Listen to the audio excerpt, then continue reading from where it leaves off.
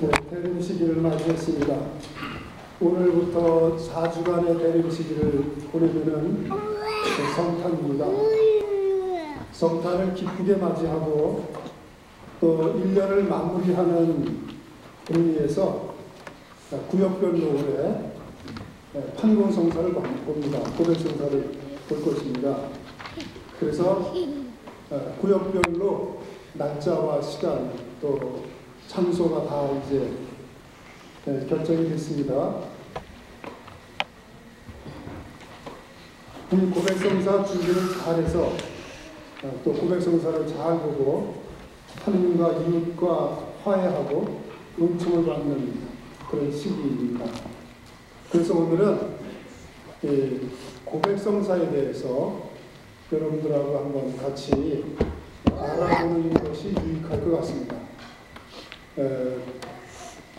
준비를 하다 보니까 최소한 말씀드려야 될 것이 평소 강론 때보다 한 2배 정도 될 것 같은데 여러분들 좀 인내롭게 들어주실 수 있으시죠?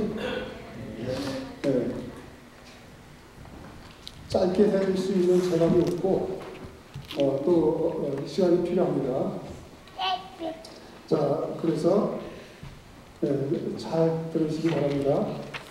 요즘도 그렇고 세월이 점점 가면서 이 고백성사를 기피하는 신자들 가운데서도 그런 현상들이 점점 늘어나는 것 같습니다. 아주 슬픈 일입니다.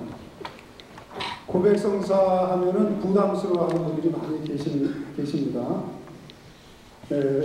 뭐 인간적인 이유에서도 그렇고, 그러니까 신부가 내 목소리가 알 텐데 부끄러워서 어떻게 고백을 하나, 이런 생각, 사실은 부질없는 생각들입니다.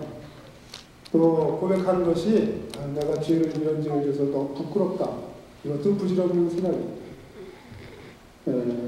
또 고백성사를 보면 정말 이게 효과가 있는 거냐, 죄가 사해지고 정말 다 깨끗하게 없어지는 거냐, 이런 그 효과에 대한 의심 등등, 이런 것들이 고백성사를 자꾸 기피하게 되고 또 횟수를 줄이게 되고, 그래서 그래서는 안 된다.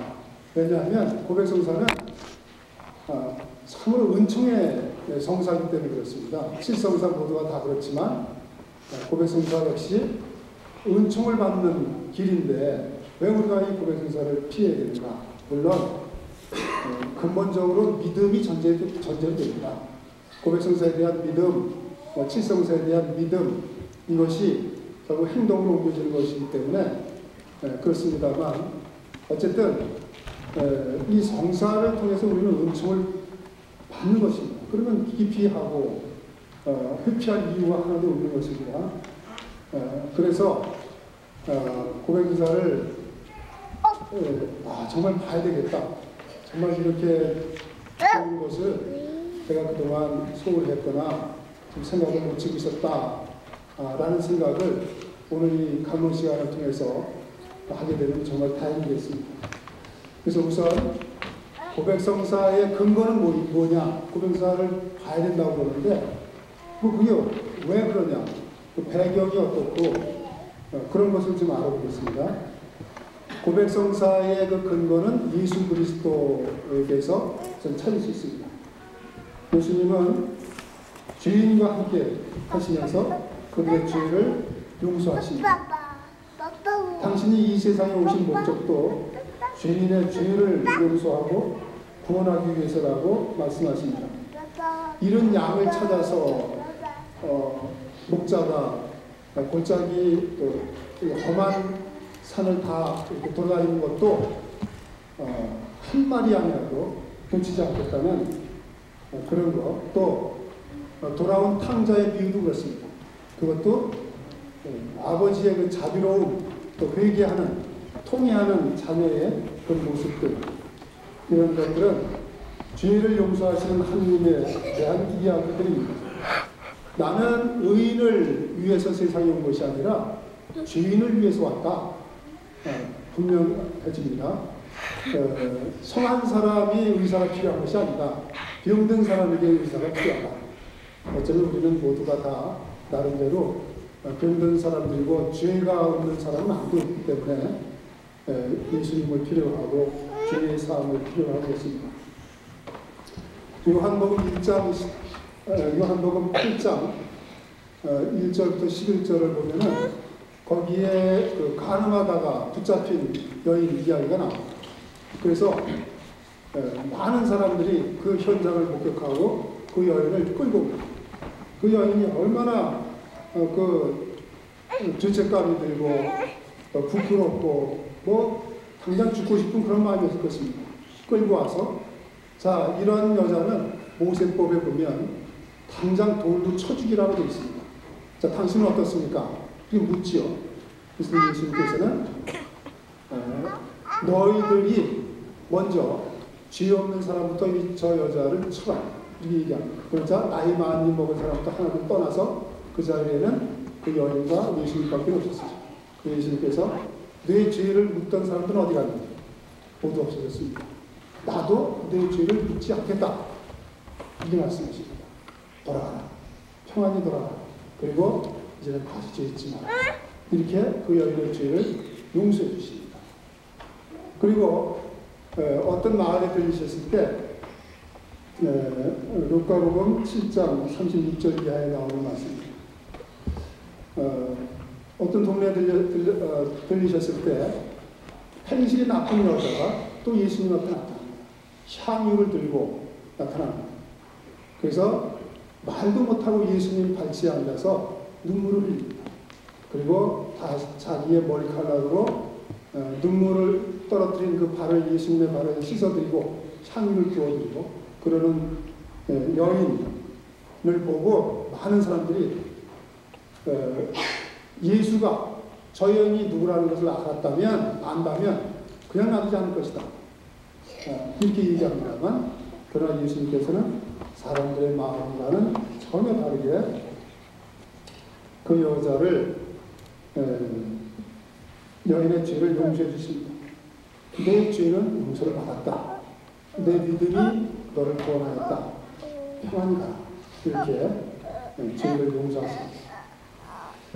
이런 성서에 근거해서 죄의 사함, 죄의 용서 이것이 용서를 이렇게 볼 수가 있습니다. 그리고 나서 예수님께서는 이 세상을 떠나시면서 그 사죄권을 죄 용서하는 권한을 교회에 맡기십니다. 그래서 세상에는 평화와 자유를 세상에서는 그 죄인들이 고백성사를 보고 죄의 용서를 받은 다음에 평화와 자유를 느끼고 또 영원한 세상에서는 영원한 생명을 누릴 수 있도록 교회에 그 권한을 주십니다.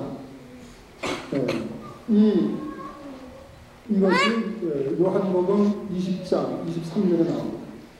누구의 죄든지 너희가 용서해 주면 그들의 죄는 용서받을 것이고 용서해 주지 않으면 용서받지 못한 채 나가실 것이다.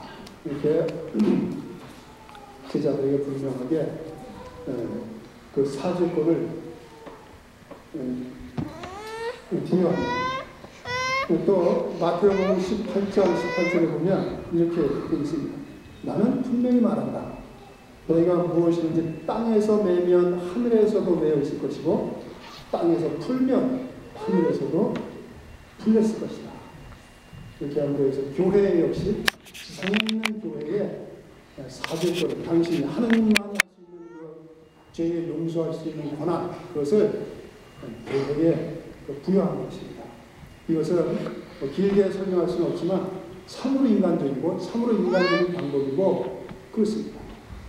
이것은 얼마나 우리들에게 필요한 방법인지 교회의 그런 권한을 위임하셨다는 것이 얼마나 우리 인간적인 모습들을 생각하는 건지 잘 알게 됩니다.